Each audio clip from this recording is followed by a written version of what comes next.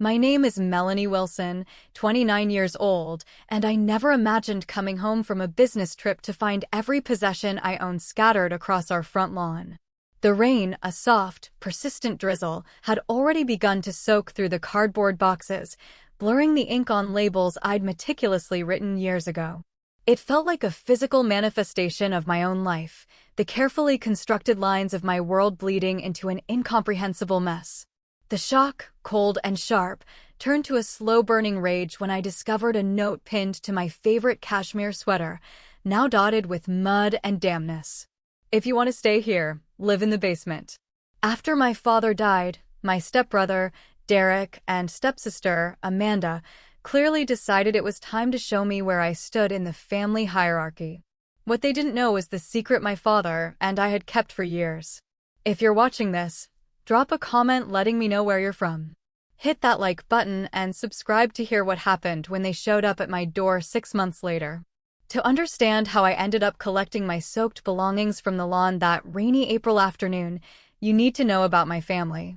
I grew up in that 2-story colonial house on Willow Creek Lane, raised by my dad, Richard, after my mom died from cancer when I was just 4 years old.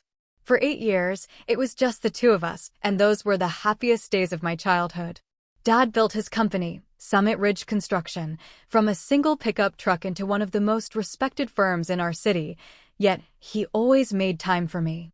We had movie nights every Friday, a tradition that involved a mountain of popcorn and my dad's terrible impressions of movie villains.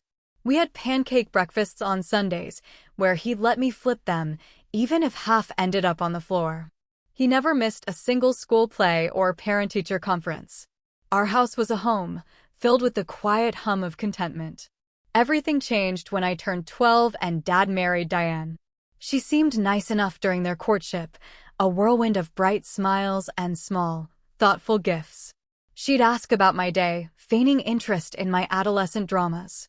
Looking back, I should have seen the red flags, the way her warmth evaporated the moment the wedding rings were on. She moved into our home with her 2 children from a previous marriage, Derek, who was 14 at the time, and Amanda, who was 10. From day one, there was an invisible line drawn down the middle of our house. Diane doted on her biological children while merely tolerating me. At the dinner table, Derek and Amanda's plates were refilled before I had finished my first serving. On birthdays, they were treated to lavish parties with bouncy castles and catered food, while mine was often an afterthought, a last-minute cake Dad would insist on after a pointed reminder. When Christmas came around, the gift pile disparity was so painfully obvious that even our kind neighbors would make subtle comments. Dad tried his best to compensate. He'd return from business trips with special presents just for me, or he'd whisk me away for daddy-daughter dates to our favorite ice cream parlor. These moments, meant to bridge the gap, only made Diane resent me more. She treated my relationship with my father as a threat, a competition for his attention against what she called her real family. Despite the tension at home, my father and I remained a fortress of two. When I turned 16, he began teaching me about the world beyond our quiet suburban street.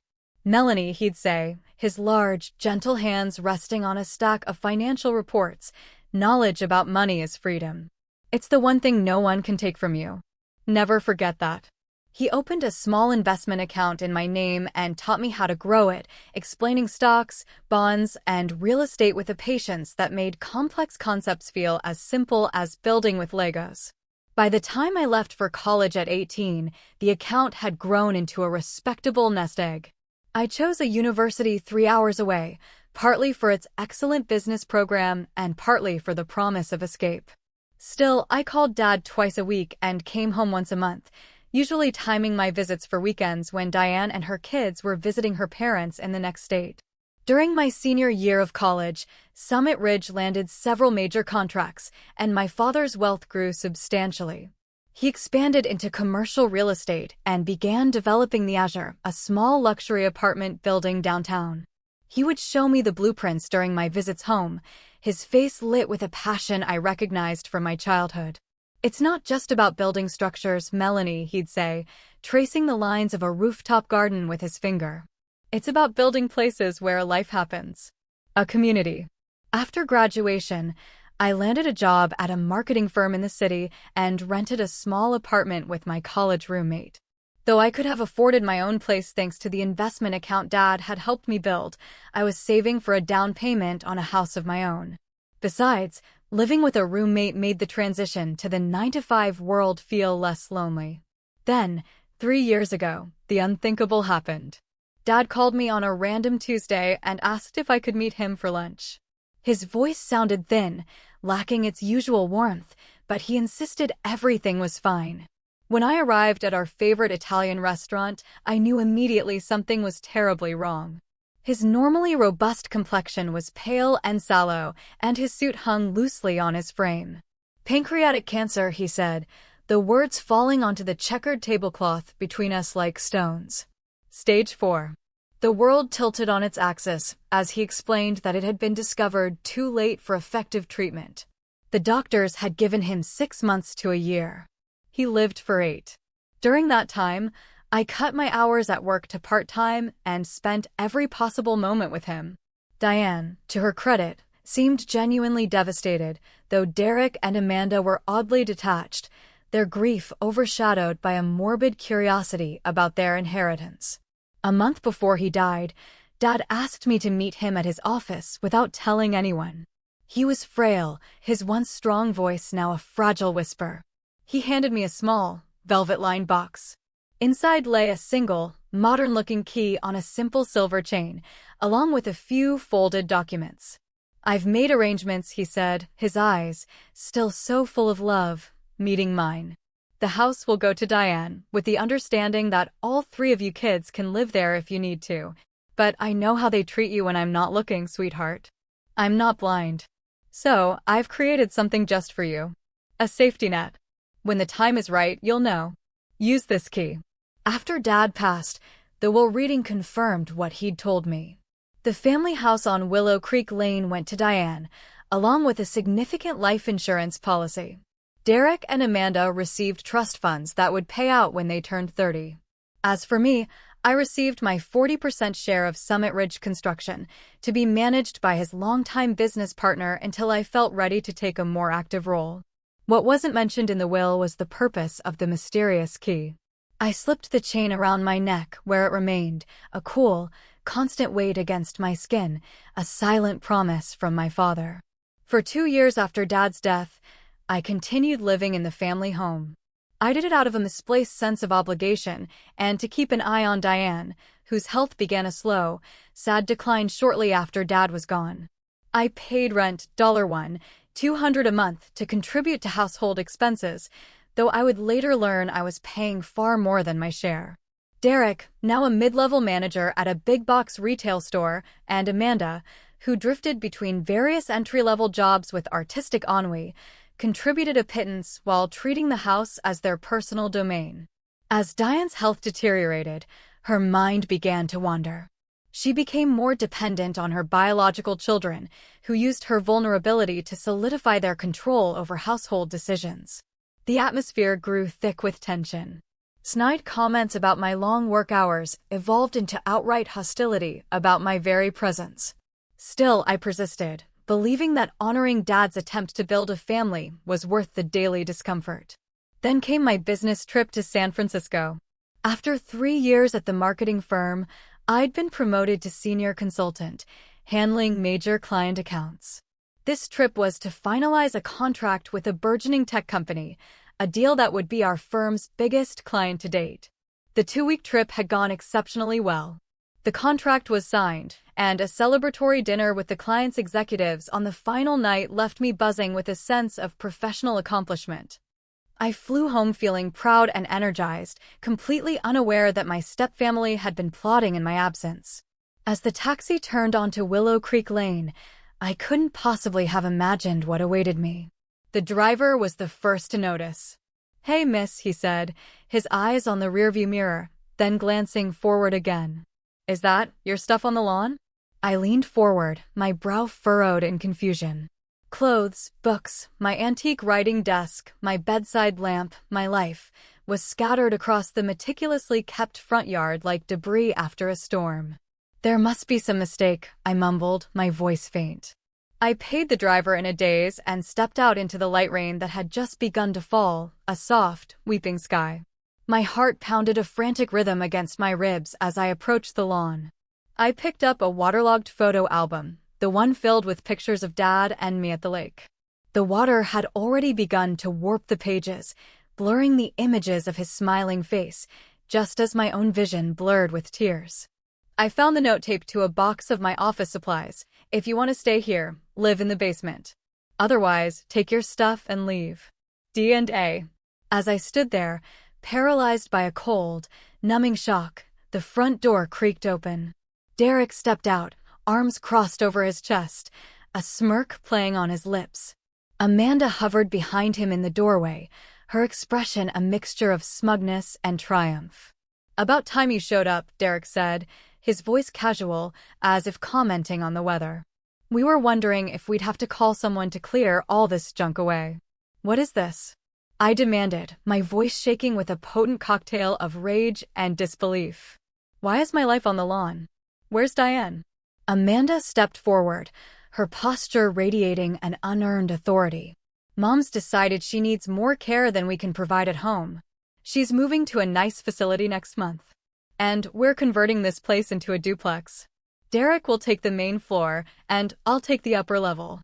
And you can have the basement, if you want," Derek added with a cruel twist of his smile. "It's unfinished, but we figure you can fix it up. Or you can just leave. Your choice." "This is insane," I said, looking around at my belongings, which were growing progressively more soaked in the increasing rainfall. "I live here. I pay rent. You can't just throw me out." "Actually, we can," Amanda replied, her voice sharp. "The house is in Mom's name, and she's given us power of attorney over her affairs. She agrees the arrangement needs to change." I knew, with a certainty that chilled me to the bone, that Diane hadn't agreed to anything of the sort. Her cognitive decline had made her increasingly confused and suggestible. Derek and Amanda weren't just being cruel, they were exploiting their own mother. "I want to speak to Diane," I insisted, taking a step toward the porch. Derek blocked my path, his body a solid, unmoving wall. "She's resting. She doesn't want to be disturbed, especially not by you. She's tired of you living off her charity." Charity. The word was so absurd I almost laughed. "I pay $1,200 a month in rent. I contribute to utilities and groceries. If anyone is living off charity, it's you two."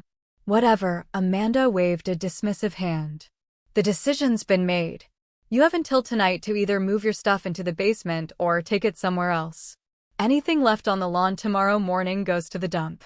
The humiliation intensified as I noticed the twitching curtains in our neighbors' windows. Mrs. Carlson from next door was standing on her front steps, phone in hand, her face a mask of shocked pity. Further down the street, a group of teenagers had stopped their bikes to watch the free suburban drama unfold. As if the public spectacle wasn't enough, I soon realized that some of my most valuable possessions were missing. My laptop, containing all my work files and the presentation from my successful trip, was nowhere to be found. The antique cherrywood jewelry box my father had given me for my 16th birthday was also gone, along with the few precious pieces of my mother's jewelry I had inherited. "Where's my laptop? And my jewelry box?" I demanded, my voice rising in panic. Derek shrugged, the picture of indifference. "No idea. Maybe they're in one of the boxes. Or maybe they got misplaced during the move. Things happen." The casual cruelty in his tone made it clear that the misplacement had been deliberate. I later found my laptop in the back of the garden shed, its screen cracked and the hard drive mysteriously removed. As I frantically tried to gather my most important possessions before they were completely ruined by the rain, Amanda followed me around the lawn, a vulture circling its prey. "You know, I never understood why Richard kept you around after your mom died," she said, her voice dripping with years of carefully stored venom. "He should have sent you to live with your real family instead of forcing my mom to raise another woman's kid." Her words were meant to be daggers, and they stung, but I refused to give her the satisfaction of seeing me cry. "My dad was my real family," I replied, my voice miraculously steady. And this house was our home long before you ever set foot in it. Well, it's our home now, she shot back. And you're not family. You never were.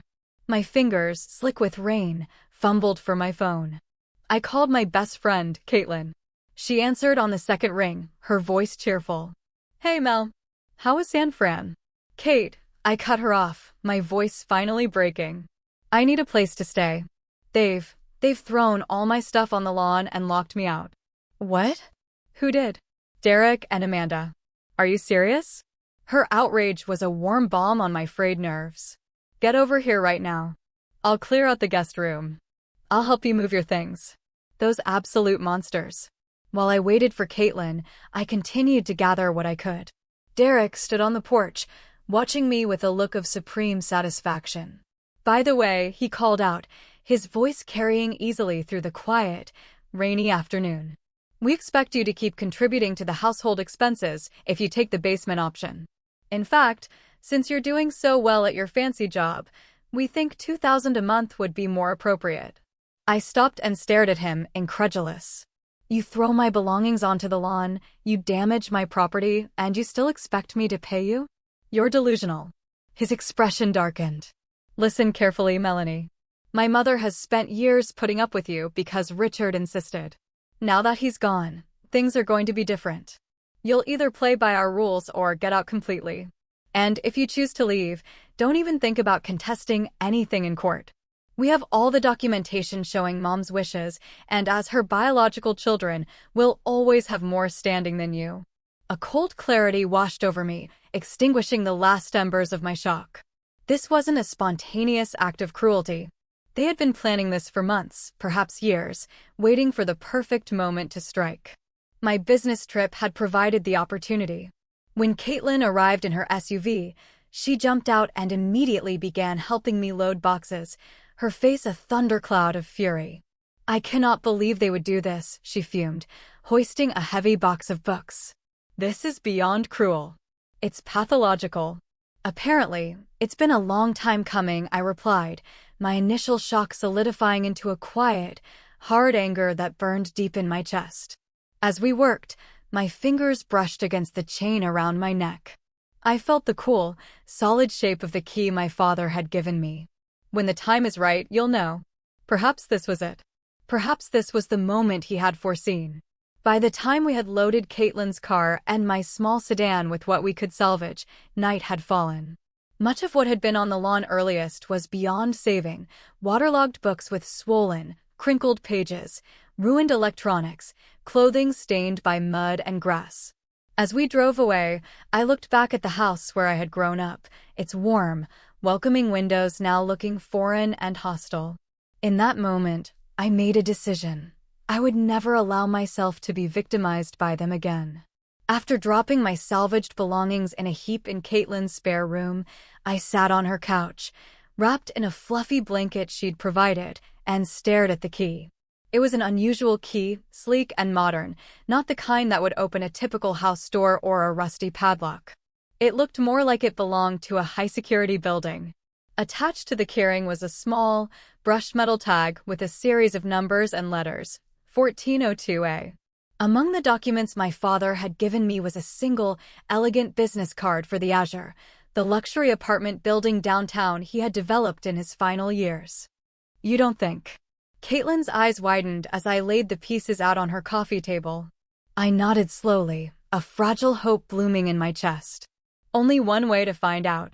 The next morning, I drove to the Azure, an elegant 20-story tower of glass and steel with a doorman and a marble-floored lobby that echoed with quiet sophistication. My heart pounded as I approached the front desk, half expecting to be turned away as an imposter. Good morning, I said to the concierge, a distinguished older gentleman with a kind face and silver hair. My name is Melanie Wilson. I believe my father, Richard Wilson, may have left something for me here. The concierge's expression shifted immediately from polite professionalism to genuine warmth. Ms. Wilson, we've been wondering when you might visit us. Your father spoke of you often during the construction. He extended a hand. I'm Walter, the head concierge. Your father was an extraordinary man. Walter made a quick call, and moments later, the building manager appeared, a sharp, impeccably dressed woman in her 50s named Patricia. "Ms. Wilson, what a pleasure to finally meet you," she said, her smile genuine. "Your father told me you might come someday. He said to give you this when you arrived." She handed me a thick, cream-colored envelope with my name written in my father's distinctive, architectural handwriting. With trembling fingers, I opened it and began to read. "My dearest Melanie, if you're reading this, then the time has come for you to use the key I gave you. I've always known that after I'm gone, your life in that house might become untenable. Diane tries, but her loyalty will always be to her own children first, and they have never hidden their resentment of you. So, I've prepared a place where you can always feel secure and at home. The Azure was my final project, and I put my heart into it. Apartment 1402 is yours, purchased outright with property taxes and HOA fees prepaid for the next 10 years. The A stands for Azure, but also for always. A place that will always be yours. I hope you won't need this place immediately after I'm gone. I hope the family I tried so hard to build will hold together. But I've always believed in preparing for all possibilities. This is your sanctuary, Melanie. This is your home. No one can ever take it from you. All my love, Dad." Tears streamed down my face, blurring the ink. Patricia handed me a box of tissues, her expression full of compassion. "He was quite specific about the apartment," she explained gently. "He personally oversaw every detail of the design and furnishing. Walter offered to escort me upstairs. We rode the silent, swift elevator to the 14th floor, and he led me to a door marked 1402. "Welcome home, Ms. Wilson," he said as I inserted the key into the lock. The door swung open to reveal a space that took my breath away. Floor-to-ceiling windows showcased a panoramic view of the city skyline and the river that snaked through it like a silver ribbon. The morning sunlight streamed in, illuminating a beautifully furnished living room with warm hardwood floors, a plush sectional sofa, and tasteful, modern art on the walls. I walked through the apartment in a daze. The kitchen was a chef's dream, with gleaming stainless steel appliances and cool quartz countertops. The dining area had a large oak table, set for 6, as if my father had imagined me entertaining friends here. The master bedroom had a king-sized bed, a walk-in closet, and an ensuite bathroom with a deep soaking tub. A second bedroom had been perfectly set up as a home office, with a large desk positioned to overlook the incredible view. What struck me most was how deeply personal it all felt. The color scheme was a soothing palette of blues and greens, my favorite colors.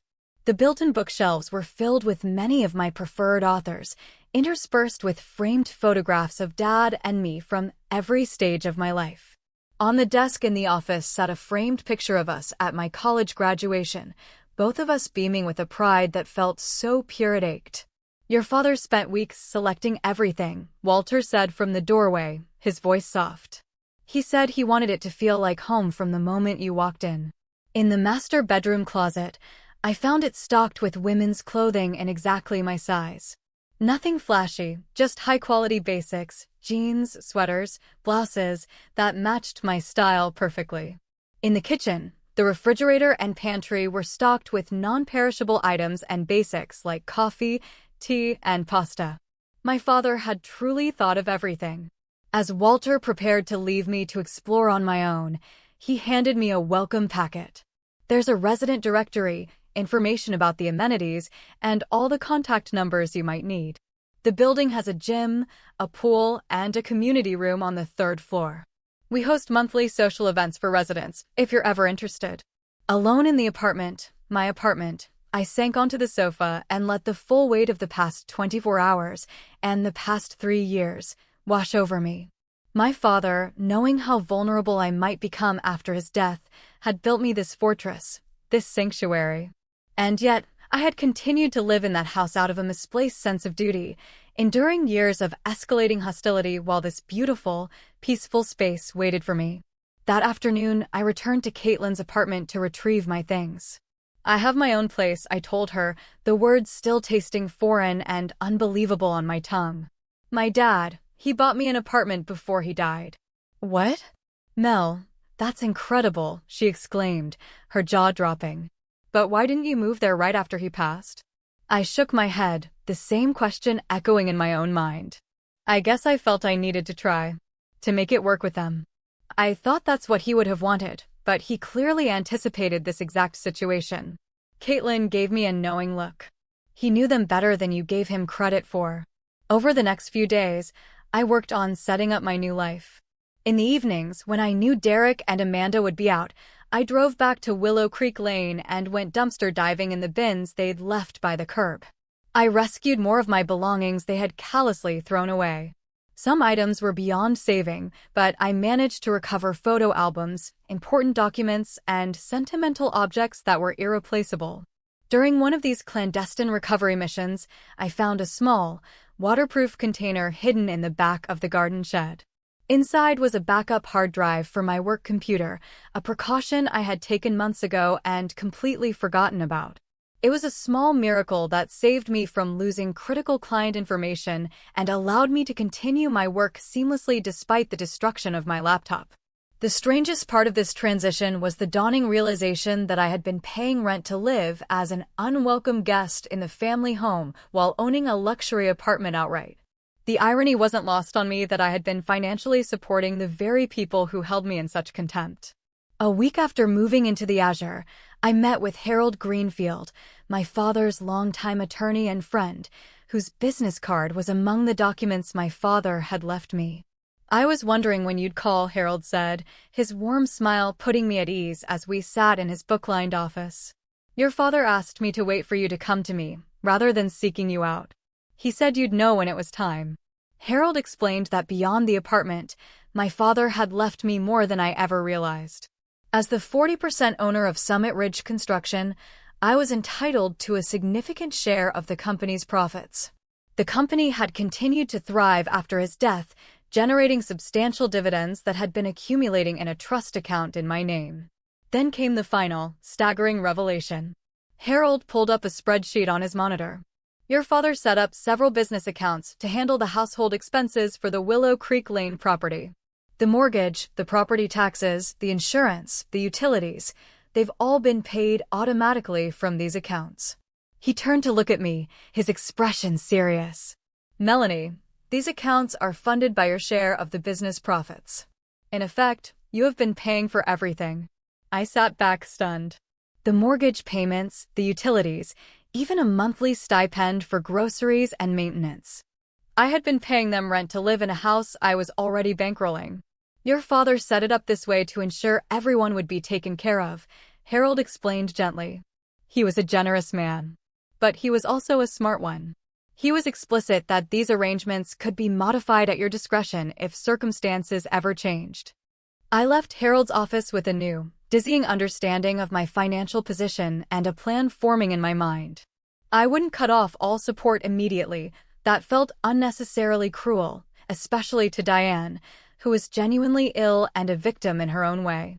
But I would begin a strategic withdrawal that would force Derek and Amanda to finally stand on their own 2 feet. That night, in my beautiful new apartment, watching the city lights twinkle to life like a field of scattered diamonds, I felt something I hadn't experienced since before my father's illness: peace. As I drifted off to sleep in my safe, quiet home, I felt as though my father was still watching over me, having provided not just a refuge, but the means to reclaim my life. The Monday after discovering the full scope of my inheritance, I met with Harold again to implement my financial strategy. I want to understand exactly which household expenses I'm currently covering, I told him, a notepad and pen ready. Harold pulled up the detailed records on his screen. The business accounts are paying the mortgage of $3,200 monthly, quarterly property taxes, annual homeowners insurance, and utilities that average about $600 a month. On top of that, there's a household expense account that receives an automatic transfer of $2,500 a month for groceries, maintenance, and other incidentals. I did a quick mental calculation, and my stomach clenched.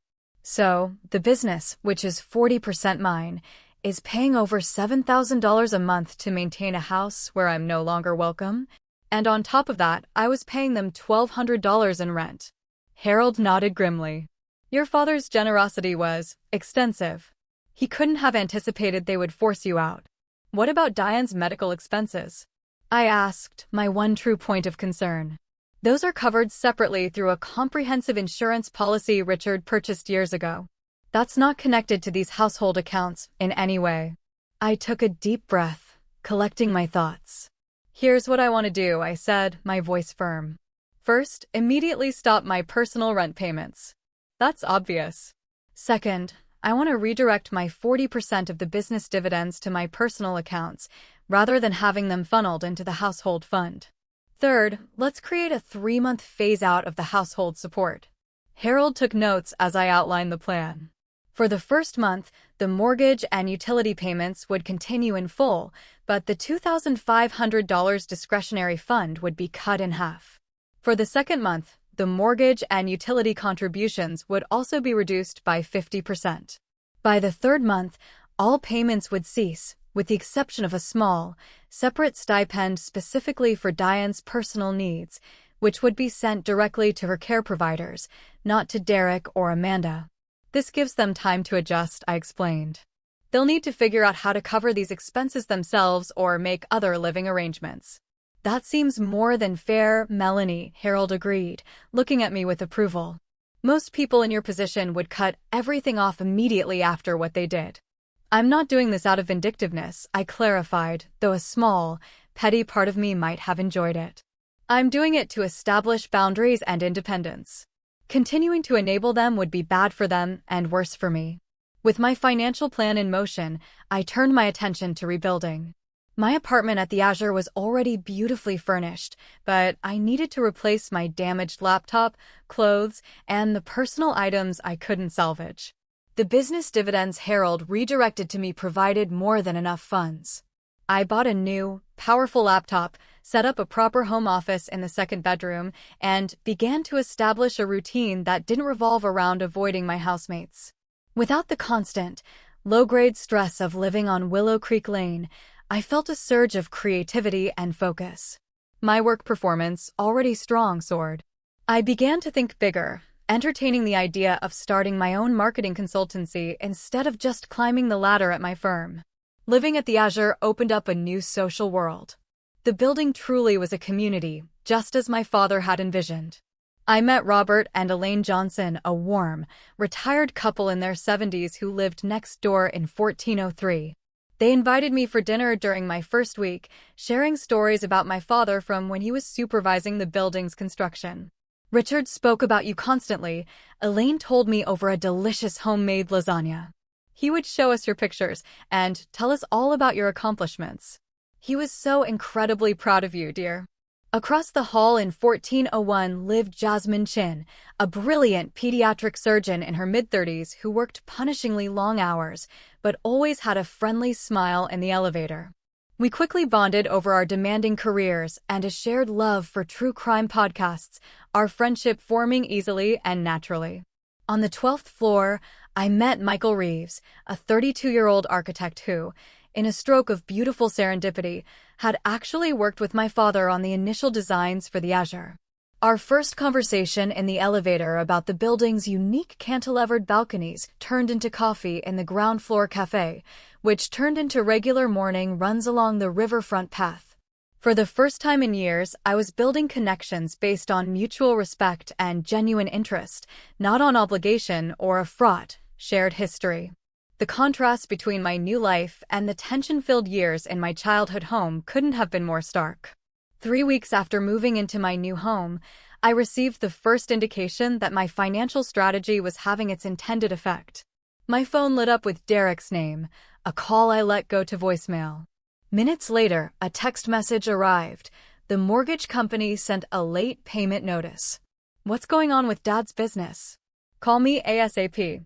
I waited until the following day to respond, calling him from my desk during my lunch break, the view of the city a calming backdrop. Why is the mortgage late? He demanded, foregoing any greeting. Hello to you, too, Derek, I replied, my voice cool and measured. I've redirected my portion of the business proceeds to my personal accounts. I'm no longer contributing to the household expenses.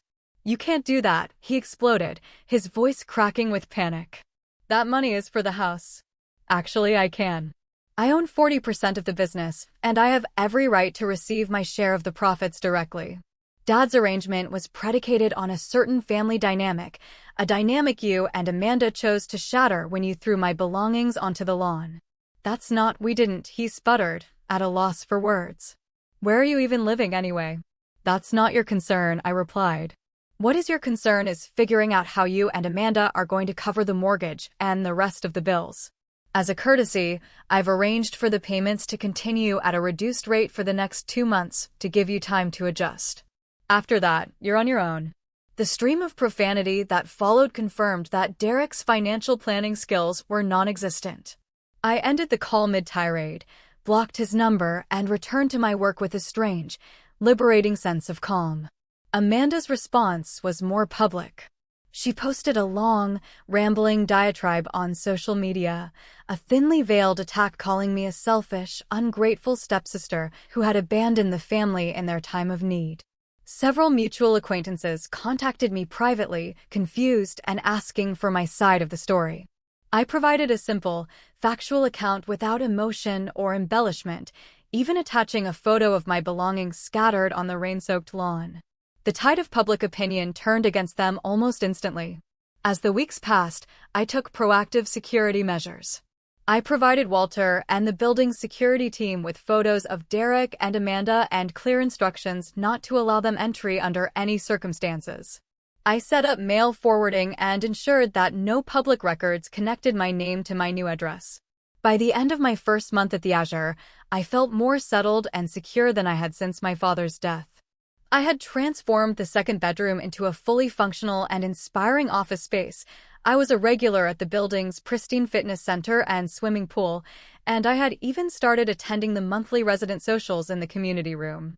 One evening, as I sat on my balcony, a glass of wine in hand, watching the sunset paint the river in shades of orange and pink, I had a profound realization. This apartment wasn't just a physical space my father had provided. It was the embodiment of his love and foresight. He had created not just a home for me, but a foundation from which I could build an entirely new life on my own terms. For the first time since he was gone, I felt truly at peace with his absence, knowing that in his own quiet, brilliant way, he was still taking care of me. 3 months after moving into the Azure, my life had settled into a rhythm of productivity and peace that I had once thought unattainable. I had taken the leap and left my corporate marketing firm to establish my own consultancy, Wilson Creative Solutions. Working from my beautiful home office, with its inspiring view, I found that my creativity flourished. The freedom of self-employment was intoxicating, allowing me to choose clients I believed in and projects that truly challenged me. My social circle, once limited to Caitlin and a few work friends, had expanded beautifully. My new friendships at the Azure felt like coming home to a family I had chosen. Michael and I had progressed from running buddies to a steady, comfortable relationship, taking things slowly but enjoying the easy, natural chemistry between us. While my life was on a steady, upward trajectory, news about my stepfamily trickled in through the grapevine of mutual acquaintances. The first significant update came from Mrs. Carlson, our former neighbor, who had always been kind to me. She called one afternoon, her voice laced with concern. "Melanie, dear, I hope you don't mind me reaching out," she began. "I just thought you should know, there's a bright red past due notice taped to the front door of your old house. It looks quite serious." This wasn't surprising, given that my financial support had now been significantly reduced for over a month, but it confirmed that Derek and Amanda had made no effort to replace the lost income. A week later, I ran into a former colleague at a coffee shop whose wife worked at the retail chain, where Derek was a manager. "Hey, did you hear about your stepbrother?" he asked, stirring his latte. Derek got fired. Apparently, he was caught taking tower lunch breaks and coming in late almost every day. His boss told my wife his attitude had become unbearable, snapping at customers and blaming his team for his own mistakes. Amanda's situation wasn't much better. According to the social media posts of mutual friends, she was job-hopping with increasing frequency, never lasting more than a few weeks at any given position. Her Instagram feed, however, still featured photos of new shoes and expensive restaurant meals, a clear indication that she was financing her lifestyle with credit cards rather than actual income. The most comprehensive updates came from Harold, who was still monitoring the household accounts as part of our phased withdrawal. The mortgage is now 60 days past due, Melanie, he informed me during our monthly check-in call. The property taxes for the last quarter were never paid, and there are several outstanding utility bills. Also, I received a notification that their shared vehicle was repossessed from the driveway last week. And what about Diane? I asked, a familiar pang of worry in my chest. Despite our complicated relationship, she didn't deserve to suffer because of her children's incompetence. Her medical insurance remains separate and fully intact, Harold assured me. However, I did receive a call from her care coordinator. It seems her prescription copays haven't been consistently covered. It appears Derek and Amanda may be neglecting that aspect of her care. This troubled me deeply. After consulting with Harold, I arranged to set up a separate, protected account specifically for Diane's non-medical needs, personal items, comfort measures, and prescription copays. The funds would be administered directly by her healthcare providers, ensuring Derek and Amanda had no knowledge of or access to them. As the 4th month of my new life began, the desperate calls started. First, they came from unknown numbers, which I didn't answer. Then, they came from the phones of friends they had clearly borrowed. I declined them all but listened to the voicemails. Melanie, it's Derek. This has gone far enough. The bank is threatening foreclosure. You need to restart the payments immediately. This is what Dad would have wanted. Hey, it's Amanda. I'm using Jen's phone since you've blocked mine. Look, we can work something out about you moving back. The basement isn't so bad, and we're family, after all. We need to talk. Call me back. Their increasing desperation was palpable in each message, but what was conspicuously absent was any hint of an apology, any acknowledgement of their behavior. They still viewed me not as a person, not as family, but as a financial resource that had been unfairly cut off. By the 5th month, things had deteriorated further. Harold reported that utility shut-off notices had been posted at the house. First the cable and internet were cut, then the electricity, with warnings about the water to follow. The mortgage was now officially in default, and the bank had formally initiated foreclosure proceedings. I maintained my distance and my silence, focusing instead on building my business and my new life. Wilson Creative Solutions was thriving, with client recommendations bringing in more work than I could handle alone. I hired a part-time virtual assistant and was even considering bringing on a junior consultant to help manage the workload. My relationship with Michael deepened. He understood my complicated family situation without judgment, having navigated his own challenging family dynamics after his parents' messy divorce. One evening, as we were making dinner together in my sun-drenched kitchen, he asked the question I'd been contemplating myself. Do you ever feel guilty about what's happening to them? I paused, stirring the risotto, and considered my answer carefully. I've asked myself that a lot. But here's where I've landed. I'm not causing their situation. I'm simply no longer preventing the natural consequences of their own choices. They're adults. They need to learn to be responsible for themselves. That's a very healthy perspective, he said, nodding as he chopped vegetables. It's not about revenge. It's about boundaries. Exactly, I agreed. And, honestly, if they had treated me with even a shred of basic human decency, if they had just let me pack my boxes like a normal person instead of throwing them on the lawn, I probably would have continued supporting them financially out of respect for my dad's memory. They created this situation, not me. As the 6th month approached, Harold informed me that foreclosure on the Willow Creek Lane house was now inevitable. The bank has scheduled an auction for next month, he explained. As far as I can tell, Derek and Amanda have made no arrangements for alternative housing. I felt a momentary pang of sadness at the thought of losing my childhood home, but I recognized it as nostalgia for a time that no longer existed, for a version of the house before it was filled with resentment. It had stopped being a true home for me long ago. That same week, I received an anonymous text message from someone claiming to be a friend of Amanda's. They hired a private investigator to find you. They're desperate, and they're blaming you for everything. Just wanted you to know. Be careful. Whether the warning was legitimate or just a bizarre attempt at stirring up drama, I didn't take any chances. I spoke with Walter and the security team at the Azure, asking them to be especially vigilant. I double-checked the privacy settings on all my accounts and made sure my business address was listed as a secure P.O. box. 6 months to the day after I found my life scattered across a rain-soaked lawn, I was returning from a celebratory dinner with a new client. The meeting had gone exceptionally well. I'd signed a 6-month contract for a comprehensive marketing campaign that would significantly expand my company's portfolio.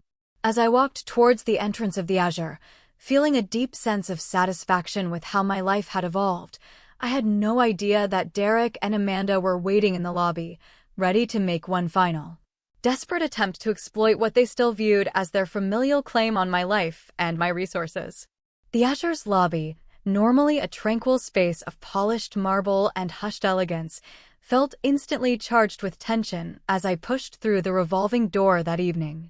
Walter, usually stationed behind the concierge desk with a warm, welcoming smile, was standing in a tight, hushed conversation with 2 security guards, his posture rigid. Then I saw why. Derek and Amanda were seated on a plush sofa in the waiting area, looking significantly worse for wear than the last time I'd seen them. Derek's normally meticulous appearance was gone. His face was unshaven, his hair unkempt, and his clothes were wrinkled, as if he'd been sleeping in them. Amanda, who had always been fashionable to a fault, wore a faded pair of jeans and a plain, stretched-out sweater. Her expensive blonde highlights had grown out, showing inches of dark roots. They spotted me before I could retreat. "Melanie," Derek called out, his voice echoing in the quiet space as they both jumped up and rushed toward me. The security guards moved instantly, placing themselves between me and them. "Ms. Wilson," Walter said, his voice a low, protective rumble. "These individuals claim to be your family. They've been waiting for nearly 3 hours. I was about to call up to you." "It's all right, Walter," I said, my voice steadier than I felt. My heart was hammering against my ribs, but 6 months of building a new, stronger self had prepared me for this. "I'll speak with them briefly. Here in the lobby is fine." The guards maintained a discreet but firm presence nearby as we moved to a seating area, far enough from other residents for a semblance of privacy, but close enough to the security desk for safety. "So, this is where you've been hiding," Derek said, his eyes sweeping across the opulent lobby with a look of undisguised envy. "Nice upgrade from the house you abandoned." "I didn't abandon anything," I replied calmly, refusing to take the bait. "I was thrown out. You remember, don't you? My belongings on the lawn, the charming note about the basement." Amanda, at least, had the grace to look momentarily embarrassed. "That was a mistake," she mumbled. "We were just so upset about Mom's health getting worse, and we took it out on you." "How did you find me?" I asked, cutting past her flimsy attempt at a justification. Derek shifted uncomfortably on the expensive upholstery. "We hired someone. Cost us a fortune we don't have, but we had to find you before." He trailed off, looking at the floor. "Before what?" I pressed, my voice even. Amanda jumped in, her voice taking on the saccharine, pleading tone she always reserved for manipulation. "Before we lose the house, Melanie. The foreclosure auction is next week. We have nowhere to go. Mom is being moved to a state-funded facility because we can't afford the private care anymore." "I'm sorry to hear about Diane," I said, and I meant it. My arrangements for her care hadn't kicked in yet. "But the financial issues with the house are not my responsibility." "Of course they're your responsibility," Derek snapped, his voice rising, causing the security guards to take a subtle step closer. He lowered his voice to a harsh whisper. "Dad wanted that house to support all of us. You deliberately and maliciously cut us off." "Dad wanted us to be a family," I corrected him gently. "And family means treating each other with respect. You made your choice about what kind of family you wanted to be when you decided I wasn't worthy of basic human decency." Amanda leaned forward, her eyes wide and pleading. "We made a terrible mistake, Mel. We were grieving and stressed. But we're still family. Dad would want us to stick together, to help each other." Don't you dare invoke my father to manipulate me, I said, my voice dropping to a quiet intensity that surprised even myself. You never respected him when he was alive, and you certainly haven't honored his memory since he died. Derek switched tactics, a desperate, ingratiating smile spreading across his face. Look, we know you have this amazing place now. It's huge for one person. We could all live here. We could help each other out. I could get a job nearby, Amanda could help with the housekeeping. The sheer, unmitigated audacity of his proposal left me momentarily speechless. After kicking me out of my childhood home, they now expected to move into my private sanctuary. The entitlement was breathtaking. No, I said. The single word was quiet, but it was as solid and unbreachable as a granite wall. That is not going to happen. My home is not available to you.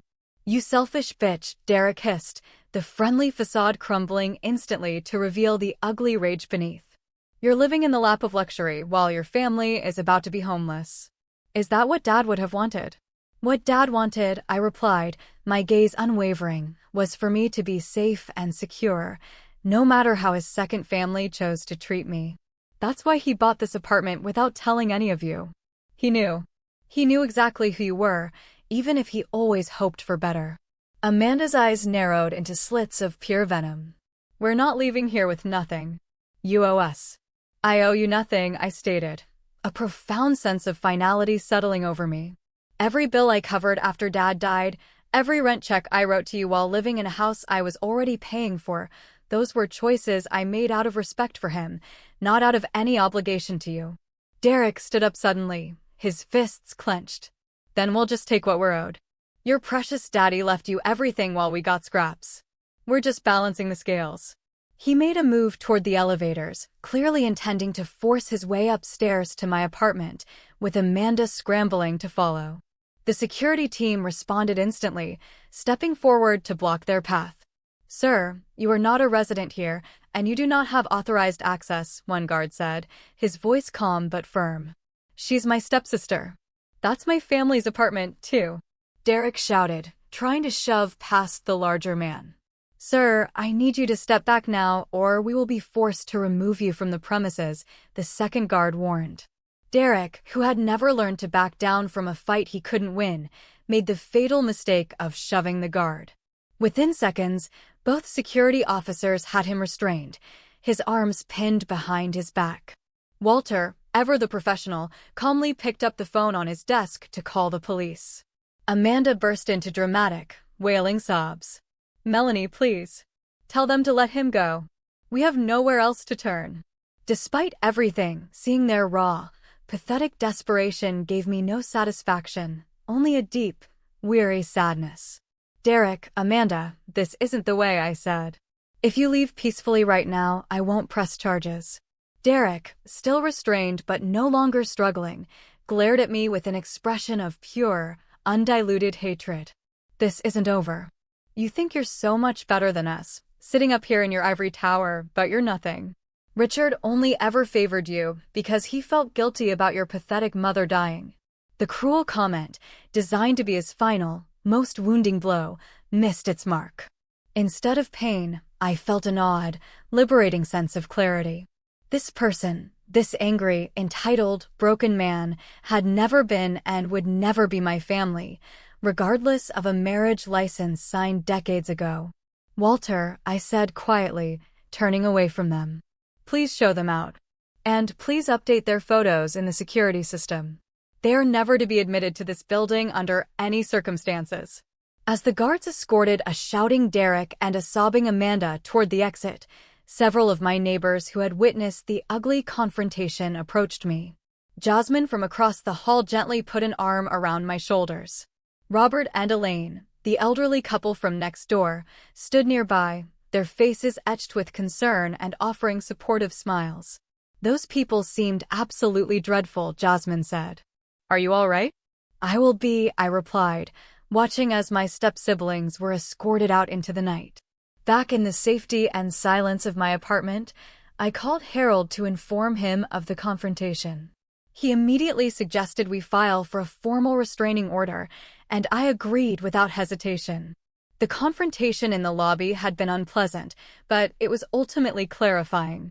In their desperate attempt to invade my sanctuary, they had only reinforced exactly why my father had known I would need it.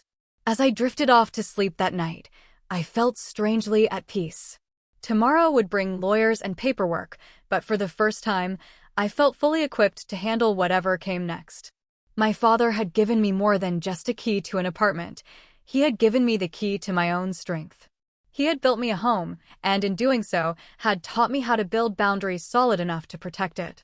2 weeks after the lobby confrontation, the restraining order was granted without contest. Derek and Amanda didn't appear for the hearing, a final, silent admission of their defeat. With that legal document in place, a weight I hadn't fully realized I was carrying lifted from my shoulders. The constant, low-level vigilance of the past 6 months could finally recede, allowing me to focus completely on building my future rather than defending myself from my past. Through Harold, I finalized the arrangements for Diane's care. I established a trust that paid her expenses directly to a high-quality nursing facility, one with gardens and a compassionate staff. I knew my father would have wanted his widow to be well cared for, and, while our relationship had been fraught, I felt a sense of peace in ensuring her comfort and dignity. The house on Willow Creek Lane was auctioned yesterday, Harold informed me during one of our regular check-in calls. It sold for a little under market value, which is typical for a foreclosure, but enough to settle the outstanding mortgage and all the debts against it. Did Derek and Amanda find somewhere to live? I asked, the question born not of obligation, but of a lingering, detached human curiosity. Harold sighed. From what I can gather through public records and a few discreet inquiries, Derek is staying on a friend's couch temporarily. Amanda moved in with a new boyfriend. Neither appears to have stable employment. I felt no satisfaction in their struggles, only a quiet sense of inevitability. Their financial and personal collapse wasn't my victory, it was simply the bill coming due for a lifetime of poor choices and entitled behavior. With the family home sold and the restraining order in place, the last tangible connections to my stepfamily were severed. I felt a curious mixture of profound relief and a momentary, gentle sadness, not for the family I had lost, but for the one that had never truly existed in the first place, the one my father had so desperately hoped to create. My own life, in stark contrast, continued to blossom in ways I could scarcely have imagined a year earlier. Wilson Creative Solutions had grown to the point where I hired my first 2 employees, and we moved into a small, chic office space a few blocks from the Azure. We specialized in marketing for small businesses and startups, helping passionate entrepreneurs find their voice, a mission that felt deeply meaningful. My relationship with Michael deepened into a true partnership. 6 months after the confrontation in the lobby, he moved into my apartment, his architectural drawings and collection of old jazz records blending seamlessly with my marketing books and overflowing bookshelves. We built a life together, filled with small, cherished routines, Sunday brunches on the balcony overlooking the river, Wednesday nights spent experimenting with new recipes, Friday evening debates over which movie to watch. The Azure community became our extended family. Jasmine, Robert, Elaine, and other neighbors formed a support network built on genuine affection and mutual respect. We celebrated birthdays and holidays together, we looked after each other's apartments during vacations, and we created the warm, accepting environment I had craved my entire life. On the anniversary of my father's death, I visited his grave alone. The cemetery was quiet and peaceful in the early morning light, dew still clinging to the blades of grass, as I placed a bouquet of his favorite hydrangeas beside his headstone. "You were right, Dad," I said softly to the cool granite, my voice thick with emotion. About everything. About them, about what I would need, about preparing for the future. I traced the engraved letters of his name with my fingertips. "I wish you could see how things turned out. I think you'd be proud. Not just of the business, but of me. I finally learned how to value myself the way you always valued me." A gentle breeze rustled the leaves of the old oak tree overhead, and I allowed myself to imagine it was his response, a quiet affirmation. In that moment, I felt a sense of completion, as though a painful circle had finally closed. The sharp edges of grief had softened over time, transformed into a bittersweet appreciation for the foresight and love that continued to shape my life, even in his absence. That evening, I hosted a small dinner party in my apartment. Michael was at the stove, humming along to a Miles Davis record while he prepared his signature pasta dish. I arranged flowers and set the table for 8. Jasmine arrived first, then Robert and Elaine, followed by 2 other couples who had become dear friends. The apartment filled with the sounds I now associated with home, easy conversation and genuine, heartfelt laughter. Looking around the table at these people who had entered my life after my lowest moment, I was struck by a profound truth. Family isn't defined by blood or by law. It's forged in the crucible of shared experience, in acts of kindness, in mutual respect and unwavering support. These people, sitting around my dining table, who had known me for less than 2 years, but had shown me more genuine care than my stepfamily had in 2 decades, were my true family. As Michael proposed a toast to new beginnings, and we all raised our glasses, I felt a sense of having come full circle. The brutal betrayal that had begun with my life scattered across a rain-soaked lawn had, through a winding and difficult path, led me to this room, to this moment, to where I truly belonged. By losing the hollow shell of a family I thought I was obligated to, I had been given the space and the freedom to create something far more authentic and nurturing. The journey hadn't been easy. But sitting there, bathed in the warm glow of friendship and love, I understood that the path forward isn't about forgetting the past, but about using its lessons to build a better, stronger future. My father's greatest gift hadn't been the apartment itself, but the wisdom he'd instilled in me, the wisdom to recognize when to let go, and the courage to start anew. Have you ever had to completely restart your life after a betrayal? How did you find the strength to move forward? Share your experiences in the comments below. And if this story resonated with you, please hit that like button and subscribe for more stories about finding strength in unexpected places. Remember, sometimes the family we choose is more powerful than the family we're assigned. Thank you for listening to my journey, and I wish you all the courage to create the life you deserve, no matter what obstacles stand in your way.